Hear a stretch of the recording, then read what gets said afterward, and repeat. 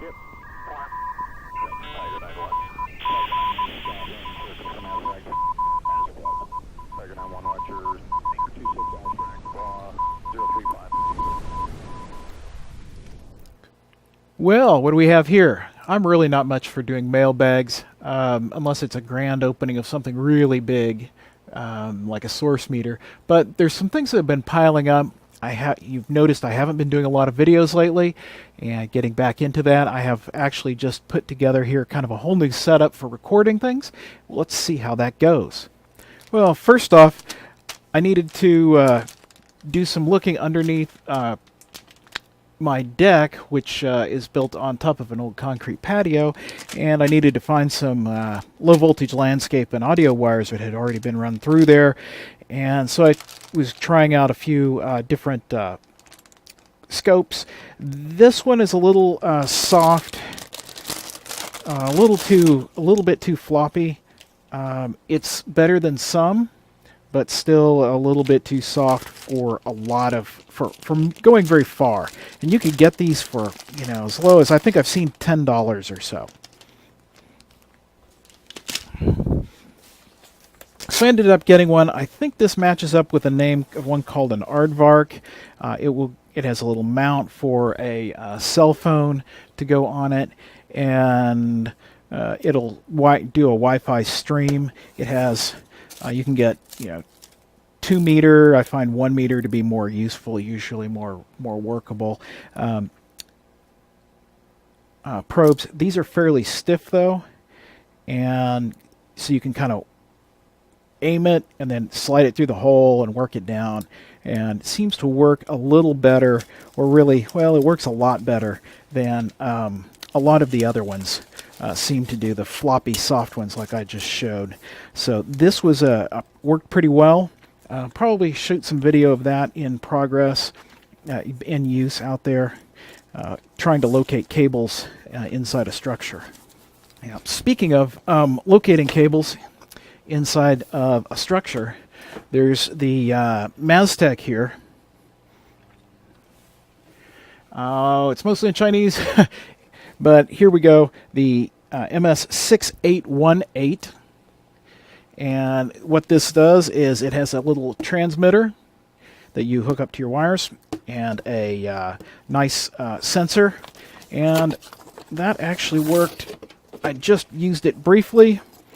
Tried it out. It worked pretty well, and as you can see, they're pretty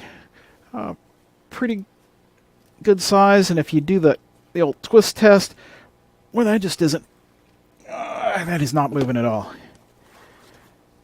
Again, this is really more of a fairly industrial unit. Comes with a variety of probes, so you hook your probes up here. It even has a little flashlight on it, and then this can pick up the sensor wires from, you know, a couple of feet away, depending upon your settings. And so that'll allow me to trace some other landscape wires that are buried in the soil whenever I can get around to that project. So the Maztec MS6818 actually worked out really well. I think this was a couple $100 though. So this is not something you're going to buy unless you're going to use it several times, or you have a critical need, like finding wires inside a structure, and you have no real other good way of doing that. And of course, there's always, I always enjoy eval modules. TI makes some fun ones, and they usually are pretty sophisticated. In this case, this is the, let's see, which one? Oh, this is the LDC 1000 EVM. And this has actually been sitting on the bench for a while, and I just got to it. Naturally, they've got all their info in here. But they do win a prize for overpackaging. I mean, look at the size of this box, and the size of this little board here is just, you know, really pretty tiny. Let's see if I can get this in focus here. Oh, come on. Oh, going the wrong way on that. Here we go. It's basically a small inductive sensor chip here.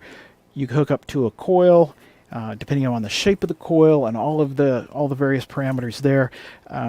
You can kind of work out the sensing pattern of this. This one tends to sense something right inside the coil or even just over the surface. Very small chip here. That's not going to be fun for hobbyist use, so probably just use breakout boards for that. And the board does come with an MSP 430 though on it, and some firmware which works with software on your PC, and you can see the various parameters on it of what it's sensing, and adjust the coil sense frequency and all of that. And it did work quite well, so I cut the traces, soldered on some test points, and then wound my own, and with the intent of being able to sense metal of various types, not just ferrous, but other types inside. And what I want to do is to be able to ignore metal that might be right outside the coil and just pick up what's going on inside. So that seems to have worked moderately well without actually doing calculations that they specify for getting your coil just right. Now, there are a couple of odd things about this board. The coil test points here that you can hook up, solder your pins into, are on 0.1-inch solders, which is great. And then that's 2.54 millimeter centers. This one is on 4 millimeter centers, not 5 millimeters, which would allow me to use existing headers. And nope. So I had to cut the pins and put them in that way. I did try to order from eBay, from this crappy seller, some screw down points that were specified as being on 4 millimeter centers according to them on the crappy eBay site, and it turns out no, these are on standard 0.2-inch or 5 millimeter centers. So the crappy seller that wins the award for wrong information is Dragon Marts Trading Company Limited, so don't bother buying from them. They really don't know what they've got in their store. Let's see, I've kind of forgotten what was in this. I opened it to make sure I got it. This was a free case from OKW USA. They make various enclosures, and in this case what I got was a wearable. This was could be a watch or a clip-on, and so I thought I might get something going with a display. And you can see you've got plenty of room in here to insert, say, a plastic overlay lens or whatever, or keep your buttons kind of recessed. Mine, I had the option of a wristband or a watch and pendant, so I could hook it to a pendant, or in this case I got the clip option and thought that might be handy. So thank you to OKW USA. They have various promotions going on now and then. You'll see them in magazine, kind of in the back of a magazine ad or on some websites. And you can just send in an application and get something for free. This was a big pile of various components to repair a navigation beacon on a friend's 400-foot radio tower. The nav beacon controller had gone out, and I had done a temporary repair some time back on it. On this unit right here. As a matter of fact, here it is out in the field, and part of it, and it had stopped working. They did manage to get it going again, but when they did that, I still need to get a replacement unit put together. And as part of that, I got some beefy capacitors. These are, let's see if we can zoom that. I don't know if I can get that to Nichicon. And the main thing on this was I wanted that power supply to last. So look at that, 1,000 microfarad. It's 25 volts, and so this is going to be running at 5 volts, so I've overrated that. Up to 125 degrees C for 5,000 hours. That's amazing. And that's why this capacitor is so big, and it is, they aren't cheap, but if you need something to last a long time in the field, that's what it's going to take. And when your unit is 100 miles from a town and you need it to be reliable, that's what I picked. I did get some other components though. You remember I'd been doing some supplies, power supplies. So I was going to try and do a flyback. So I picked up some transformers for some switch mode power supplies, isolated though, and that's the kind of the more complicated version rather than the simple usual buck boost. And I actually didn't open this one. It arrived. It arrived this way. Naturally, stuff you get sometimes even from Amazon sellers comes in as just crap. But this is one of those square crimpers, and I haven't used it yet. It was going to be for part of that nav beacon work, and so we'll see if that actually works out or not. Now, you all know I tend to like test gear. I certainly have a soft spot for multimeters. So I picked up this one just to check it out. The electrician's multimeter from Fluke, a Fluke 117. It's got everything in it. I don't know if I really like those probes or not, but I'll have to see. I certainly have other good probes from Fluke. But it has Volt Alert, which is really nice. And I wanted to compare it to one that I've been using for a while, the Agilent U1233A with its vSense. And how good are the voltage sensing capabilities in these? I don't know. But we'll be finding out hopefully soon. Thought that would be useful.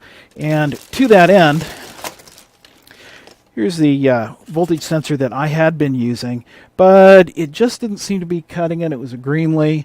Not too keen on it overall. Let's see if we can get a better shot here. So there's the Greenlee. So I picked up a Fluke and I opened it and I did actually use it. One of the odd things about some of these newer models is they're always powered on. You never have to switch it over to on. So I'm guessing that the power consumption on these must be very, very low unless they're flashing the light and beeping at you.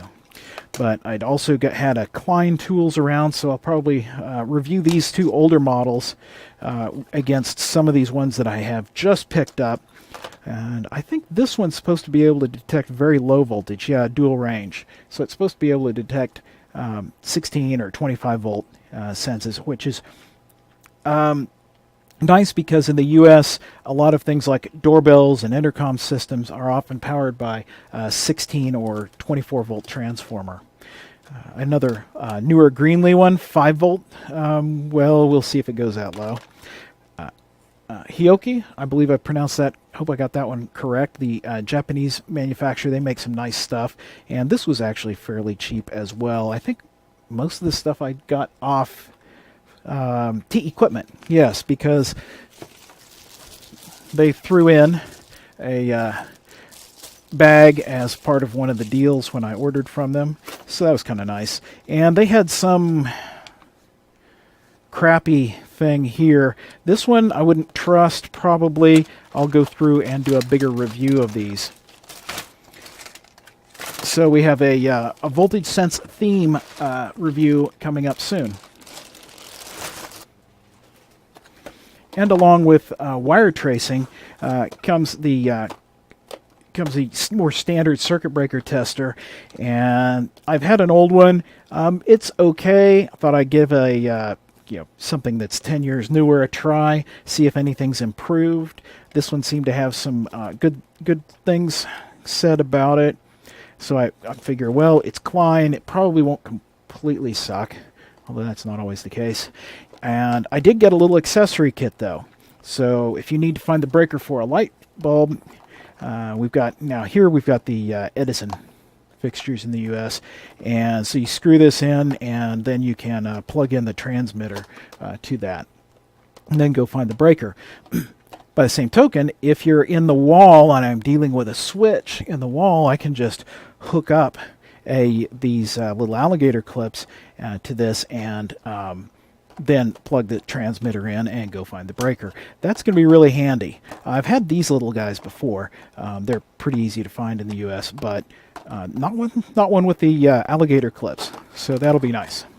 And again, other testers, LAN testers. Got Google Fiber in, a year ago or so, and I want to get do some more. I need to retest some of my sockets and make sure I've got them all mapped out in my wiring panel, because I want to make sure that, well, I need to get some additional hardwired lines mapped out up to my office and things like that. So I thought maybe a decent LAN tester would be useful. I can't remember the price on this one, but I haven't tried it out. So when we test it and check it out, I'll make sure I get a link to that. Along with the usual, the other meters, this one's coming in from, let's see, where is this coming in from? And it's been sitting there for quite a while. Oh, Australia. Oh, look how beat up that box is. I probably should open this sooner. And yes,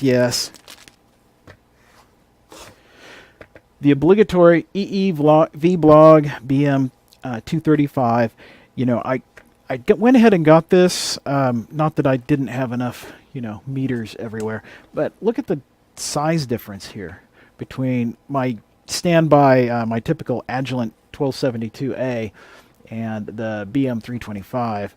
They're kind of similar thickness in overall, but look at the size of that. I'm often having to move the Agilent off to the side of the bench rather than leaving it in the middle of the work area. So I think this will work out really well. I also use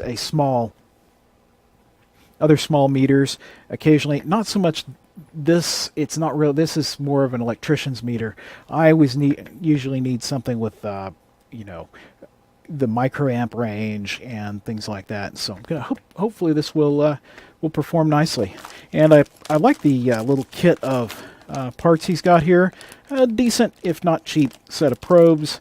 The K-type thermocouple for it. So that is pretty much it. And the only thing left is going to be a new solid-state hard drive. This is not going into the PC, well, not directly. It's going to be used for my new recording setup, and hopefully that will work out well, and that will cut my editing time. And there you have it, a sampling of my first mailbag. Don't worry, there won't be a whole lot of these. This isn't usually the sort of thing I do, but I needed to get back into producing videos. So here's one to give it a shot and see how my new recording process works. Please give me the feedback. Let me know how this recording process seemed to work. As I tend to use multiple views in a lot of my videos, multiple angles, I'm thinking this will speed up my edit time.